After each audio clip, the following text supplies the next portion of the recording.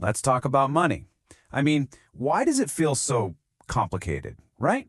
Well, the truth is, it really doesn't have to be. You can forget all the intimidating spreadsheets and the confusing jargon. Building wealth actually comes down to a few core ideas that, for some crazy reason, nobody ever taught us in school, and we're going to walk through all of them right now. This right here is the absolute key. You do not need to be a math genius to get good with money. You just have to get a handle on a few simple but really powerful principles. And once you grasp them, it's like a light bulb just flicks on, and this whole confusing world of finance suddenly starts to make sense. Okay, so here is our roadmap for today. We're going to cover 6 powerful ideas. We'll kick things off with the silent tax that's secretly eating your savings. Then we'll dive into the 2 buckets, the 8th wonder, the real scorecard, the weight of debt, and we'll finish up with the tax gap. First up, let's talk about this thing called the silent tax. So you work hard, you put money aside, and you think it's all safe and sound in your bank account, right? Well, what if I told you that every single day, a little bit of that money is just silently disappearing? And here's the culprit. Inflation. On average, the cost of literally everything from your coffee to your car goes up by about 3% every single year. Now that might not sound like a lot, but it means that the 100 pounds in your pocket today will only buy you about 97 pounds worth of stuff next year. It's this slow, steady drain on what your money can actually buy. Now, let's compare that to what your bank is paying you. For most regular savings accounts, the interest rate is a tiny, tiny fraction of a percent. We're talking around 0.1%. Do you see the problem here? So here's the brutal math. You are not making 0.1%. You are losing 2.9% every single year. Your savings account is a leaky bucket, and inflation is the hole. Your money is literally getting poorer just by sitting there. It's wild. This slide shows it perfectly. Just think of inflation as this invisible monster constantly munching away at the value of your cash. Just to break even, your money has to grow faster than that monster can eat. The absolute first step is getting your cash out of a regular account and into a high-interest one. Anything less, and you're just feeding the monster. And that brings us perfectly to our second pillar. This one clears up one of the biggest points of confusion in all of personal finance, really understanding the 2 buckets. This is honestly one of the biggest mix-ups out there. People use the words saving and investing like they're the same thing, but they're completely different tools for totally different jobs. Saving is your foundation. It's short-term, safe money for things like emergencies or a down payment, but you can't build a house on just a foundation. Investing is how you build the actual structure. It's for long-term growth, and it's how you create real, lasting wealth. And the difference this makes, it's just staggering. I mean, look at this chart. If you'd put 1,000 pounds in a great savings account 10 years ago, you'd have made a couple £100. Nice. But if you put that same 1,000 pounds into a simple S&P 500 index fund, which is really just a basket of the 500 biggest US companies, it would be worth almost 4 times as much. That is the difference between trying to preserve your money and truly growing it. Which brings us to our third pillar, a concept so powerful that Albert Einstein supposedly called it the 8th wonder of the world, compounding. And I'm serious, if you understand this one idea, you pretty much understand the secret to building wealth. Okay, so it works like a snowball rolling downhill. Your initial investment earns a return. Then, that bigger amount earns its own return, and it just keeps going. In the beginning, it is painfully slow. You'll check your account after a year and think, wait, that's it?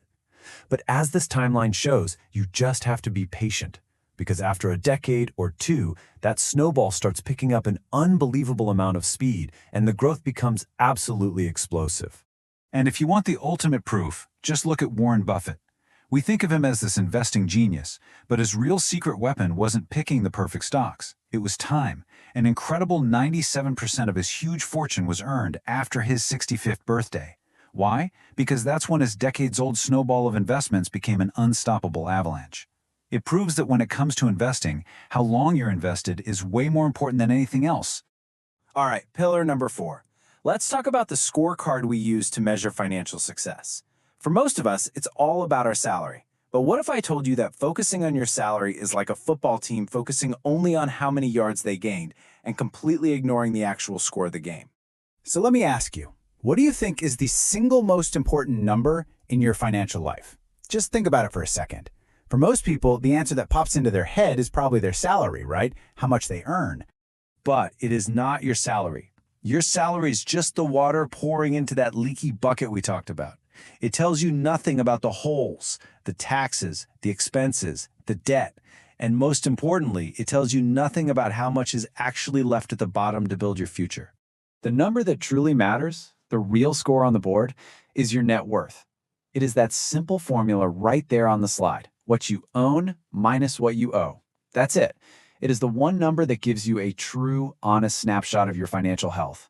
And yeah, calculating it for the first time can be a little bit scary, but once you know your score, you can finally start playing the right game, making that number go up. And one of the biggest factors in that net worth equation is on the liability side of the ledger. So let's talk about debt. The word itself can feel really heavy, but not all debt is created equal. Understanding the difference is our fifth pillar. Here's the simple way to think about it. Bad debt just makes you poorer. It's high-interest debt, like on credit cards, used to buy things that lose value. It's a financial anchor. Good debt, on the other hand, can actually make you richer. It's low-interest debt used to buy assets that grow in value, like a house or a business. It's not an anchor, it's a tool. It's a lever. And our final pillar, the tax gap. For most people, tax is just that big chunk of money that vanishes from their paycheck. We accept it, but we don't really understand it. But taxes are just a game, and knowing a few of the rules can save you an absolute fortune over your lifetime. Let's use the UK system as a quick example of how this all works. Most countries have a progressive tax system, which just means you pay tax in brackets or chunks. As you can see, you pay 0% on your first chunk of earnings, then a higher rate on the next chunk, and so on. The crucial thing to understand is this. Even if you're a higher rate taxpayer, you are not paying that high rate on all of your money. That is such a common misconception that costs people a lot of stress. And this is where it gets really powerful. Governments actually want you to save for the future, so they create all these legal incentives to help you. Things like workplace retirement accounts lower the amount of your income that gets taxed in the first place. If your employer offers to match your contributions and you're not taking it, you are literally turning down a 100% return on your money. And special accounts, like the UK's ISA, let your investments grow completely tax-free. It's a no-brainer. And that is it. Those are the 6 pillars that form the foundation of your financial health. Understand that inflation is silently eroding your cash. Know the crucial difference between saving and investing. Harness the incredible power of compounding over time. Track your net worth, not your salary. Manage your debt, using good debt and avoiding bad. And finally, legally optimize your taxes.